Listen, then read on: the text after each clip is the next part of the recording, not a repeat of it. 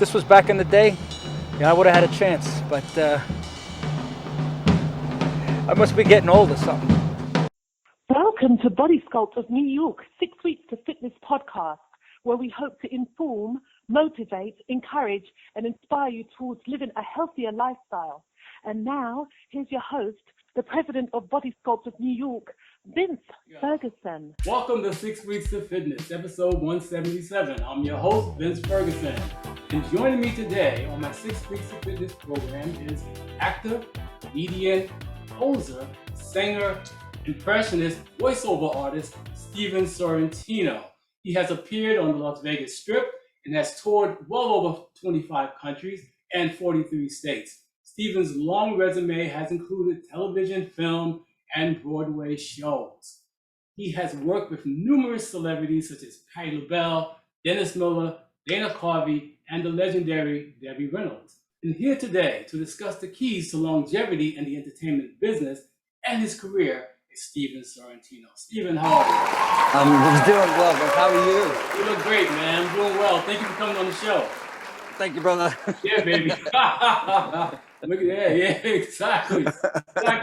Now, here at 6 Weeks to Fitness, I usually interview fitness nutrition experts, athletes, some doctors, and celebrities, and we talk about the importance of living a healthy lifestyle.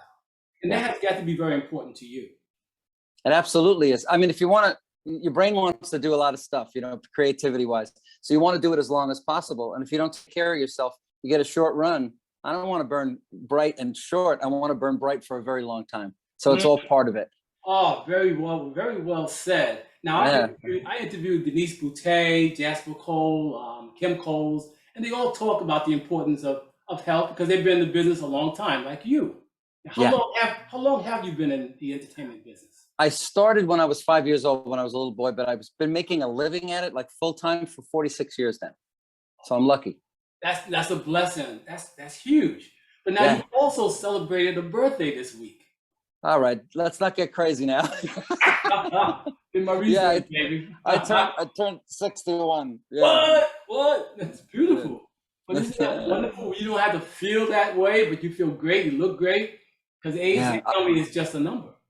It's just a number. And especially if you're creative and you want to keep well, you have to always think young. My brain always thinks 9 years old, so I could be free and create and be funny and be interesting, at least on age. So if you think old, you're done, man. So you have to continue to just stay vibrant, eat the right foods, exercise as much as you can, and stay engaged with people. Don't just know what you know. Learn every day. That's the most important thing. Learn every day. There's something to learn every day. I hope so. And you know what? And the people that stop learning, I usually find that they kind of just go down the pike and you don't see them anymore. So I don't, and the older I get, I don't know if you're the same way, the more I don't know. Because I used to know everything when I was 18 and now I'm 61. I don't know nothing. Exactly. The more you know, the more you don't know. It's amazing. But now, where did it all begin for you, Stephen? Where did you grow up and what was your childhood like? I had a weird childhood because I was in a third generation show business family. My grandfather was kind of like a Ricky Ricardo type. He had his own club. And then he would perform after dinner with my mother and my father playing saxophone. My mother was a singer. So I kind of grew up in a box backstage type of a thing. It was a good family life in Long Island, New York. And the weekends, my parents were performing all the time. Sometimes they'd take me. And then by the time I was like 5 or 6 years old, my grandfather would give me the big finger, which meant I needed to come up and I'd sit on his knee and I'd sing a song with him, which was frightening for me, but who knew I would make a living at it. And then at 15, the bug hit me, man. I had PA system set up and I played guitar, sax, flute, piano, and I just wanted a band. And I got a record deal by the time I was 26 and I was hitting it. Stayed in, I love it every day, every part of it. I love it. So that's me. And then I toured around the world. I got to meet all these beautiful people, eat all these great foods, learn about nutrition, learn about exercise from Chinese people, meditation. It's a beautiful life if you go out there and you look for it, Yes. The more I speak to people like yourself who've been in the business a long time, they talk about meditation, and believing in yourself. And that's so important. Yeah. You have to listen to yourself. You have to listen to your heart and what your body's telling you. Listen to what your creativity is telling you. That's the only way to channel your stuff, So mind and body and spirit is all we have. And we put it all together. And when we make a living at it and we we touch other people, and we educate them sometimes, and they say, gee, you're 61 and you're running around like you're 20. I'm like, I know, because I keep at it. I'm a vegetarian. I'm a good boy. I do all there you go. Yeah, nutrition. Yeah. There you go. I don't drink booze anymore. I did for a long time. I don't touch any drugs or anything like that. So I'm a natural guy, Wow, that's amazing. Now, Yeah. you wear so many hats, and again, you're vibrant, you're a comedian, you're a singer, composer, actor, everything. But if you could only choose one hat to wear, what would it be? You're gonna give me that question? Yeah. I think the spice of life is all the different things. I don't think I've ever been told. I'm gonna say actor. Really? Yeah, because I think you get to be in as many people as you want to be, and you get to channel all the other personalities that are in you, and then bring them out. It's almost like Halloween every day. So you get to wear any mask you want. You pull it out, you play the character, and you put it away. So, but I'm like that with all my stuff, with my comedy, with my composition. Even when I produce a show, the way I design lights and stuff, I love to take different ideas, the way I do with nutrition and the way I eat, take everybody else's ideas and bring them and make my own. Yes. Is that a long answer? What? No, but it makes a lot of sense. It makes a lot of sense. Now, to be the person you are today, obviously you had to go through, you learned a lot, you met a lot of people. Who were the most impactful in your life? Who made you who you are today, Steve? Oh, gee, you know what? I'm going to bring it all the way down to my 6th grade teacher. I know it sounds unexceptional. I could say Debbie Reynolds or something like that, or Patti Labelle. Yeah. But there was a person when I was in 6th grade that was a hippie back in the day. He had long hair and a beard, and that was very unlike, the school district. And this guy just said the first day, he goes, you guys want to do a class, or you want to go outside because it's beautiful, and just talk? And he cared, and he listened to us. And from that moment, it was like a class of, it was like it's almost like a hippie thing. It felt so good that somebody cared, and we all got to know each other. It wasn't a lesson. It was a lesson in life. It wasn't a book lesson. And I'll never forget him. So he touched my life. And I'm going to say Patti, not to be stupid, but Debbie Reynolds also. I learned so much from being positive about everything. Even when negative stuff was happening, I'd say it in a positive way. I don't want to do that. With a smile. So, so I think being positive, gleaning something from the people that you meet, especially on stage, like George Carlin, hanging out with George Carlin and talking to him, Jerry Lewis. I mean, these are people that affected me as a kid, and then seeing what they're like in real life. So another person, Leslie Jordan, I don't know if you know the actor, he was on Will and Grace, he's a little gay dude. Oh, okay. I read his book and I stopped drinking because I read his book and it touched me somehow. And I called him, we had a mutual friend. He said, I said, how's that non-drinking thing? Because I used to like my wine and it was affecting me at one point. And I said, how's the non-drinking thing happen? He goes, well, I won an Emmy. I said, well, I won an Emmy. He goes, then quit. And he made it so simple. And I went, yeah. And so I called him every day for 30 days just to say how I was doing. And I never had another drink. That was like 13 years ago. I never touched the booze again. So those are the people that touch you. You'll never forget them. Most definitely. Oh, that's amazing. And you mentioned Patti LaBelle. What was that experience like? Oh my God. I mean, that's the queen. I got called because she was having some problems as a comedian. She's having some vocal problems. So they said, would you come in and do a long act? I'm like, for who? And they said, Patti LaBelle. And I'm like, wait, I'm going to sing in front of Patti LaBelle? So I went there and I got the job because my comedy is a lot of singing impressions. I do like Sammy Davis and all that stuff. So I sing a lot. And so I'm looking, she walks in and there's Miss Patti with the entourage. And I'm like, oh my, and I started getting weird, because it's Patti LaBelle. And I'm looking at the microphone and I said, okay, I can't do this because that's Patti LaBelle. I'm going to flip out. I'm going to pass out. I'm going to throw up, whatever's going to happen.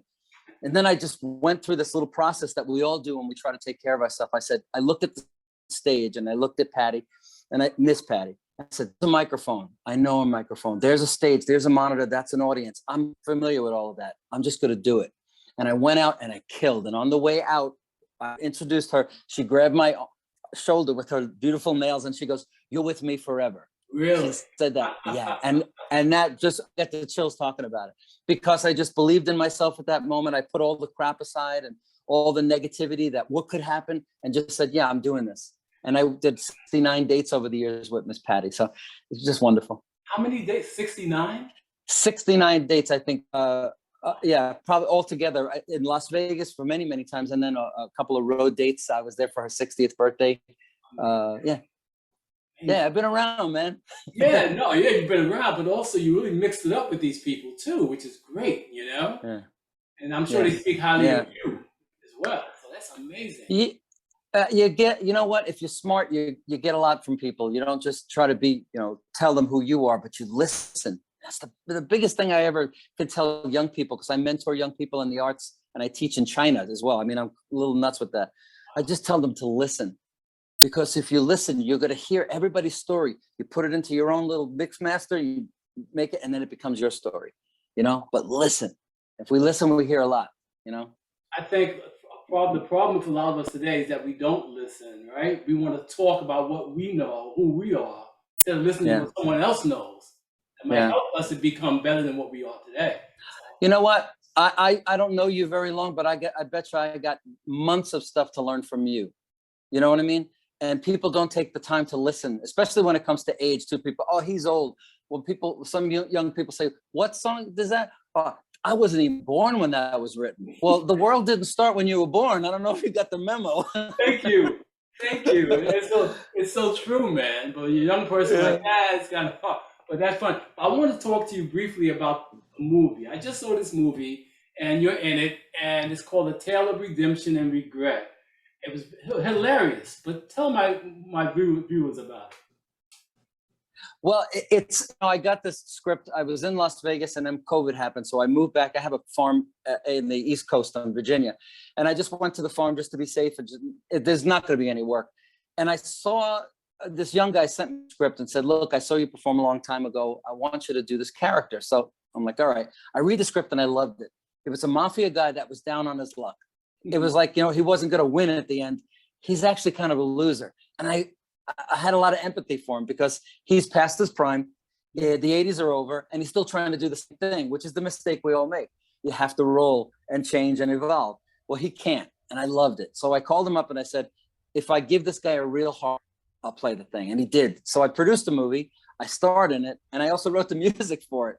And it's just a really great romp of this. It's comedy, but it's dark comedy, because he's kind of a murderer, but he's funny. Yeah. You mix it all. Yeah, you can see it on YouTube. It's also just won last night, I should say. We won the London Short Film Festival, the London Film Festival, and we won 3 other ones last week. So this movie it's touching on something. I think all of us, as we get older, want to stay relevant. Yeah. And some of us that can't, we see that mistake. And this is touching on it. It's called A Tale of Redemption and Regret with Sonny the Heat. It's a fun movie. It really is. I'm Sonny the Heat. Yes, it really truly is, man. And like you said, you co-produced it. Now, also in the theme was about, as you said, getting older. Yeah. Does Steven Sorrentino worry about getting older? Of course. You want to stay relevant. And like last night, I'm on stage and I'm playing the piano and the crowd is rocking. We're doing shows here in Las Vegas. And I said to myself, do I want to stand on the piano bench and jump off? Well, at 30, that was easy. But at 61, I'll blow a hip. Yeah. I did it because I did my running yesterday and I feel good. But what happens if? So you start getting that self-doubt thing and you try to talk yourself out of it if you stay in shape. Wow. Exactly. Yeah. Exactly. That's why being healthy is so important, right? So, that's all you got, man. I know. But do you think acting today is more of a young man's game? Or does it make a difference? No, I think well, the thing is, here's the way I look at it. At 22, there's 9,000 other guys that want the job and that could do it because they're good looking and they want it badly. At 45, there's 500 guys because they want it pretty much. But at 60, there's only 4 guys. I'm going to get the part.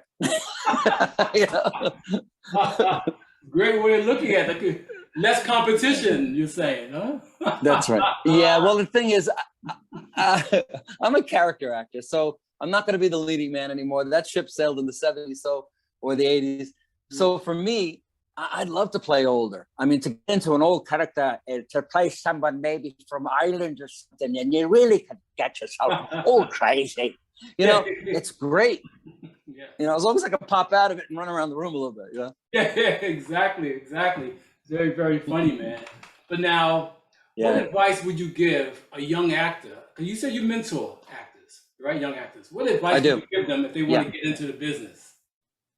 Well, this movie kind of went to the roof at all the film festivals worldwide. So I'm getting a multitude of people reaching out to me saying, help me. So I can't help everybody, but the first thing I said is, you want to be an actor? Do you want to be famous?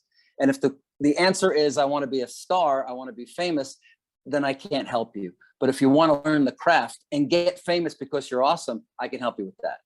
You know what I mean? So learn the craft. Don't just want to be, anybody could be famous taking a picture of their hiney on Instagram and putting it out and everybody looks at it. Yes. But to have a career like me for 46 years of getting paid, having homes around America, touring the world, and really seeing the world on other people's time because of the business, that's a real gift, man. So you have to put your work in, you know, as a musician, as an artist, as a comedian, as whatever it is that you do, put it all in and and this may sound weird to you. I don't have a B plan. I never did. I don't have a backup plan, because if I have a backup plan, then I'm telling the universe or whatever I believe in that it may not work out. So my thing has always been a plan, and it always worked out. Do you recommend that for most people? I do. I have to. When you say I'm going to have something to fall back on, you already fell back, because you just said that you don't believe that it's going to work out for you. So I don't have a plumber thing or, I did jobs when I was a kid, but I'm going to be an actor, comedian, composer until the minute I die. And that's the way it's going to be, because I said so. You know what I mean? It sounds arrogant, but it's like the world, the universe is a restaurant. You got to tell the waiter what you want. Tell them exactly what you want, but you also have to have the patience to wait for it and do the work. Tell them what you want, like working on your body, working on your nutrition, be prepared. And then it will come to you. It's guaranteed. But if you say, it's not coming and I'm going somewhere else, then you're not there for the food. And they show up with the hamburger for you, and you're not there to eat it. So stick with it. Know your stuff, take care of yourself, and it all will come to you. That's what I tell my young people. That sounds great, man. That's great advice. But now, what are the keys, in your opinion, to longevity in the entertainment business? I say entertainment business because you're more than just an actor. Okay, so what's the keys to longevity? Evolve. Learn that your body, when you're 21, you could do certain weights, you could do certain fitness, but when you're 55, you're not going to do the same exercises. It's the same with the arts. You have to evolve. At 21, I looked good. I had tight jeans on, long hair. You can't play that guy when you're 40. So you have to change and evolve and roll with the punches and roll with what life brings you. I embrace the fact that I'm not 21. I'm glad, because now I'm playing this guy, the older mafia guy. I'll be doing a play this summer in New York City. I forget the name of it right now because it's early here. It Could Be Worse, it's called. And I'm playing an Italian guy, and his daughter comes, and she's got a girlfriend, and but it's 2 hours of nonstop, like manic energy. And I'll be able to do it because that guy, I took care of myself. So maybe he didn't take care of himself for the story, but for me to play him, I have to have taken care of myself. No drinking, no meat for me, no booze, no anything, just rest, exercise. So those are the keys: evolving, not drinking, not abusing your body, proper nutrition. Okay. When did you become a vegetarian? Oh my God, about 10 years ago. I'm an animal rights activist, and I didn't like meat as it was, the concept of it. And when I stopped eating red meat and pork, I felt better. And then I just said, you know what? One day a week, I'm going to become no meat at all. And eventually it just went away. I felt better and better. So I take protein shakes sometimes. I have a lot of nuts, and I know the nutrition wise, a lot of fruits. I try to eat right, man. Yeah, man. You're the vehicle, you have to, we want our car to go somewhere. So our brain is the map, And our body is the car. And if you don't put new tires on and take care of the oil and gas, it won't go anywhere. This doesn't work, right? Exactly. That's good wisdom. What about exercise now? What exercises do you do on a regular basis to keep you going? Well, jumping around on stage every night helps because you sweat it out all the time. But I run 3 miles a day, 3 to 6 miles a day. Slow run because I'm older, so my hips are not what they used to be. I do push-ups every day. If I can get to the gym twice a week and just do a whole, like a universal circuit, I'm good. Nice. Sweat it out. You got to sweat every day. Nice. That's to me. That's good. That's good. Good to hear that. It's also good advice for other people to know that you have to move your body, right? Have to. Yeah, you'll get, as you get older too, Yes. you stop using it, you will lose it. Exactly. I agree. Now, I saw a personal quote of yours. Yeah, exactly. Now, I agree, man. When I was 20, 25, 30, I could lift a lot of weight, right? I don't lift as much now. I just want to be healthy. To me, but you look healthy and fit. Exactly. And you look good. So, hello. That's the game. And you want to be around a long time, right? Yeah. I want to play an 80-year-old in a play someday, and I'll be 80. That's cool. Yeah, but you won't look 80. No, I look 70. It's all good. It's all good. But now I read a personal quote of yours, and it said, "I'm not afraid of dying. I'm afraid of living with no purpose." That was awesome. Yeah. Explain that to my listeners. I said that as a mentor thing to a Chinese medical student, that he posted that somewhere. It became like this thing. I'm not afraid of dying. I mean, for me, living is the whole thing. Dying, I don't believe anything. I think it's a positive thing. Just move into the next thing. I just don't want to be on this planet and not touch another person, not change another person's life, or leave a legacy, even if it's just a song or a performance that somebody said, "Gee, you really touched my heart," or a song that somebody used for their wedding because it meant something. So we have a short time here relatively in this world. And I think our job is not to make money and to buy stuff and boast, but is to touch as many people positively as possible and change their lives. That's it. I don't want to live without purpose. That's my purpose. That is so well put, you know? I didn't mean to be so profound, but it came out good. And when he posted it everywhere, I'm like, oh. Yeah, man. It's like, this guy has a lot of wisdom to share, you know? He's really deep. I'm the Dalai Lama.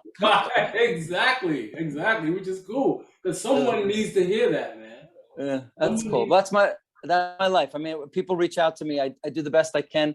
A lot of people. I was in a film festival in India recently, and all these Indian actors, young dude actors, wanted to talk to me, and I'm getting like 13, 14 requests every day. Hey, can I speak to you? And I do the best I can, but at one point I'm like, I can't. Take a number, so to speak. So I want to give positive energy to anybody I can, someday on a world platform if I can, Really? But we'll see. Really? Yeah, man. I mean, isn't that our job? I think so, to give back and to help those around us. I believe that. But isn't that what you're doing? Yeah, but look what you're doing. You are. I believe, yes. And it feels good to do it, to share information and bring on people like yourself who can also share uplifting and positive information, man. Yeah. It's a beautiful thing. But now I also know that you are in a film that's coming out the end of the year. It was directed by Victoria Rao. Yes. Young and Restless. Yes. Young and Restless. Victoria's a rock star, First of all, I was excited because I'm the only white dude in the movie, which is freaking awesome. Really? A token. I'm the token white dude, which is fine with me. Equal time, finally. And she's a great director. Actually, Denise Boutet is in it also as well. Denise is in it. Blair Underwood, Bill Bellamy, and it's A Rich Christmas. And I play a small part, but I play an English butler. Very, very different. I've got my glasses like, one of those guys. And I had played Annie. I played Drake in Annie, which is a butler with Sally Struthers the year before. And Victoria saw a video of mine. She goes, "You're hired," and it was so cool. So it's called A Rich Christmas. It's a Christmas time movie on BET, and look for me. Yeah, and Victoria's again. You walk in the room, her positive energy fills the room, and you just get taken over by her. Yeah, strong, strong woman directors, so unique and great that we're starting to see more women, more people of color directing. It's wonderful. I'm inspired. Where do you see yourself, Steven Sorrentino? You've done so much, but where do you see yourself in the next 5 years? I'd like to have I'd like to have a regular show, like on a Netflix type of platform, maybe the Sunny the Heat thing, I don't know, or on whatever platform, and just have a steady job on television. And then on my off months, I'd love to tour a little bit to do my comedy, and then have enough time to mentor and teach young people. That's it. That's it. Yeah. That's a lot, man. That's a lot. That's okay. I got, like I said, I got a lot of energy. So, so how do you rest, though? How do you take it down? I shut off. So it's no people, because anytime I'm around people, I kind of somewhat perform. I don't know. I can't really shut down. So what I do is I close everybody off. I go away and I just rest. I do nothing. I try that. A little meditation. Really? And can I be honest with you? When I'm back in Virginia on my ranch, I mow the lawn. You mow the lawn? For 8 hours. It's 13 acres of mowing, because it's a 50-acre estate. Whoa. So I mow. Whoa, really? Really? It sounds stupid, but it's very zen, man. Very zen. Unbelievable. Zen mowing. I don't know what to tell you, but that helps to, yeah. Because you're such an outgoing person, and I would imagine that you're always around people. But for you, you have to get away from people. Yeah, I have to shut completely off. And I think, and somebody pointed this out, a psychologist friend of mine said, you're not an extrovert. You're an extrovert for a living, but you're actually an introvert. And I think he's right. So I do this, Mr. Personality thing, but my real person is a very quiet inside thing. So it's kind of strange. It is kind of strange, man. But how can my listeners and viewers find out more about Steven Sorrentino? You can go to StevenSorrentino.com. It's Steven with a PH. You can go to my Instagram, follow. There's a lot of awards being posted on that, which is New York Actor or Steven.Sorrentino. Or on Twitter, I'm S. Sorrentino. Easy. Amazing. Definitely easy. But one more thing about Tales of Redemption, right? And Regret. Yeah. It was only 14 minutes. It was a very short movie. Yeah, it's a short movie. We wanted to make an impact and show everybody what we could do. And now we're developing it as a series. Like I said, I want that series. So we got 13 episodes written, and then we're going to start pitching it all over the world to whoever will look at it and whoever give us the most platforms so we can see it. And you people can watch Sonny, because he's a very interesting character. Most definitely. I wanted more, man. I wanted more. How it ended. I wanted more. Yeah, a lot of people say in the festivals that I went to in New York, they came up to me and said, "We want more of Sonny," and I'm like, "That's great." Thank you. Man. You know? Thank you. You can identify with Sonny, man. You know? Yeah. Really good. Look, Steven Sorrentino, on behalf of Body Scope of New York, that's my nonprofit fitness program for kids, and 6 Weeks of Fitness, I truly want to thank you for coming on my show today. It's my pleasure. This has been a blessing. Thank you so much. To my listeners and viewers, I truly hope this program was informative, encouraging, and inspiring, and that you will continue listening in and watching our 6 Weeks of Fitness program. If you have any questions or comments for the show, please leave them below. Don't forget to subscribe so you don't miss any future episodes. And remember, you don't stop exercising because you're getting old. You're getting old because you stop exercising.